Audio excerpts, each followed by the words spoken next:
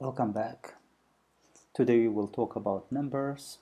So number in Kotlin language, we have four different type of variables, like four different type of numbers. So we have integer, which is a type of number which is just like this without any point. Okay, so we have 10, 20, 1, 2, 3. These kind of numbers is integer. We have another one which called float. Float is you have to write f at the end of the number, but the float number is 1.5, 1.2, 1.3, or 0.5, thing like this. Okay, and we have a double. Double also is the same, but you don't need to put the anything or any letter behind it. Okay, and we have a long number, which sometimes you have information is coming back from the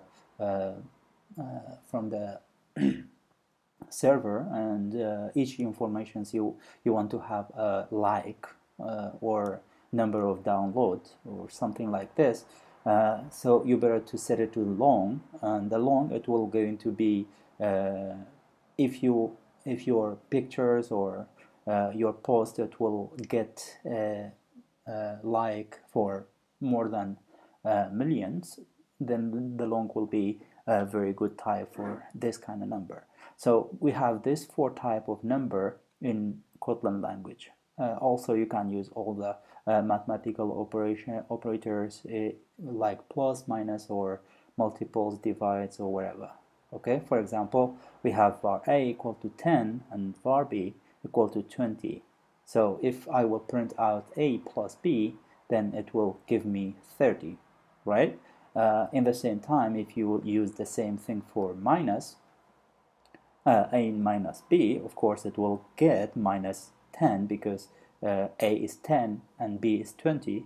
If you minus them, then it will give you a minus 10.